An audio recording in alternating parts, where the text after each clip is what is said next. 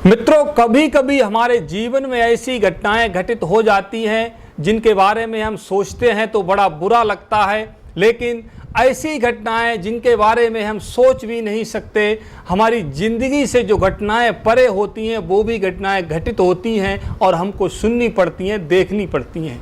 ऐसी ही एक घटना घटित हुई है। उत्तर प्रदेश का एक ज़िला है कासगंज, जिसका थाना पड़ता है पटियाली, और पटियाली में गांव है नंगला किशोरी, जहां पर एक परिवार रहता है जिसमें मां और उनके 2 बच्चे हैं। तीनों बड़े प्रेम से रहते हैं, लेकिन एक दिन ऐसा होता है, मां किसी काम से अपने मायके को चली जाती है। यहाँ उनका बेटा और बेटी दोनों अकेले घर पे रहते हैं। एक दिन ऐसा होता है कि उनका बेटा जो था वो बड़ा था, वो मोबाइल में कुछ देख रहा था। मोबाइल तो हम सभी लोग चलाते हैं, सभी लोग देखते हैं, और वो भी मोबाइल में कुछ फिल्म वगैरह देख रहा था।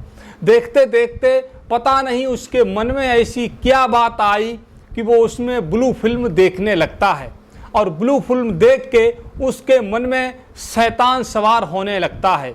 चूँकि और वहाँ पर कोई था नहीं, मात्र उसकी छोटी बहन उसके साथ रहती थी, तो उस फिल्म को देखकर वो अपनी बहन के पास जाता है और उसके साथ छेड़छाड़ करने लगता है। तो उसकी बहन इस बात का विरोध करती है, लेकिन वो नहीं मानता है, तो उसकी बहन उसको दूर हटा देती है और भाग जाती है।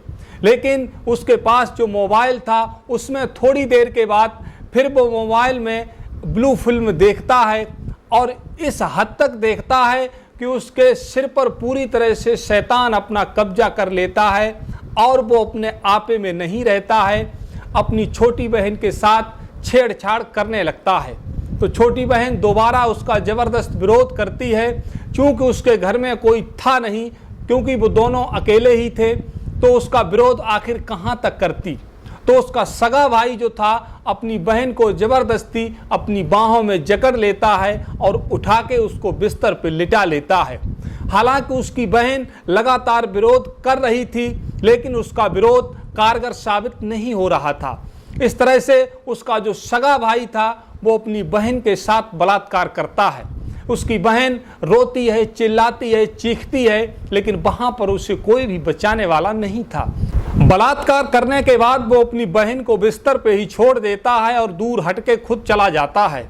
इसके बाद जब उसका दिमाग ठंडा होता है, तब वो सोचने लगता है कि मैंने आखिर ये क्या किया। ऐसा न हो कहीं ये माँ को बता दे, तो अपनी बहन के पास दोबारा जाता है। तो उसकी बहन उससे कहती है, जब माँ वापस आ जाएंगी तो मैं माँ को पूरी कहानी बताऊंगी कि मेरे साथ तुमने क्या किया, मेरे साथ बलात्कार किया है, मैं माँ को बताऊंगी, और जो चाचा हमारे हैं उनको भी मैं इस पूरी घटना के बारे में अवगत कराऊंगी। और रो रही थी, बुरी तरह से सिसक रही थी। तो जो उसका भाई था उसके मन में ये बात आती है, कहीं ऐसा ना हो ये मेरी माँ और मेरे चाचा को बता दे तो मेरे साथ पता नहीं क्या हो जाएगा। ये सोच करके वो उसका गला दबा देता है। तो उसकी बहन उसको एक तरफ धकेलती है, लेकिन वो बच नहीं पाती है। उसका भाई जोर जबरदस्ती करके गला दबा करके उसकी हत्या कर देता है। इसके बाद कुछ देर तक तो वो शांत रहता है और फिर रोने लगता है, जोर जोर से चिल्लाने लगता है, चीखने लगता है और कहता है, पता नहीं मेरी बहन को क्या हो गया, इसकी मौत हो गई है, इससे बिल्कुल सांस नहीं चल रही है। उसकी रोने चिल्लाने चीखने की आवाज़ सुन करके उसके पड़ोसी आ जाते हैं। जब उसके चाचा को ये बात मालूम होती है तो उसका चाचा भी दौड़ करके आता है और देखता है आखिर ये क्या घटना घटित हुई है। इसके बाद उसके चाचा पुलिस को सूचित करते हैं। तो कुछ देर के बाद पुलिस मौके पर आ जाती है और उसकी लाश को देखती है।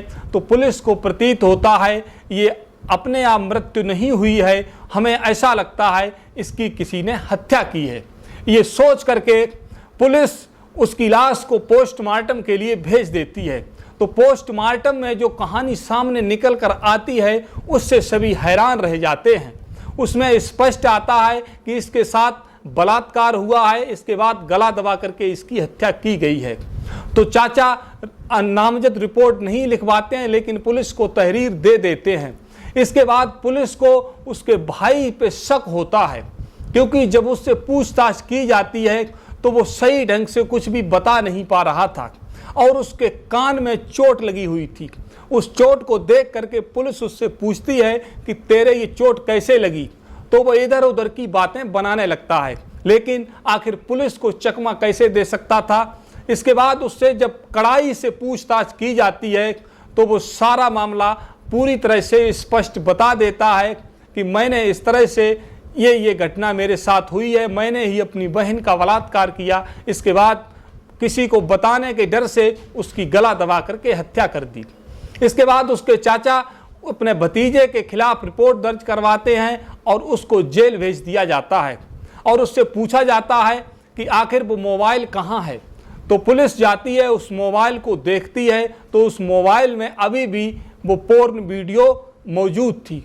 उसी को देखकर उसके दिमाग पर शैतान सवार हुआ था।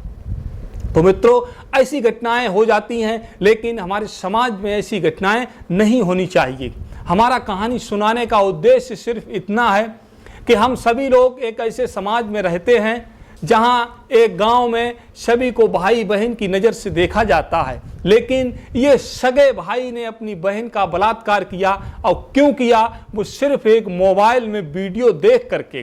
एक वीडियो देखी, पता नहीं कितनी वीडियो देखी, जिससे उसके सिर पर शैतान सवार हो गया था। और हमारे घरों में भी मोबाइल हैं और हम सभी लोग मोबाइल को देखते हैं। मोबाइल हमारे छोटे छोटे बच्चों के पास भी हैं।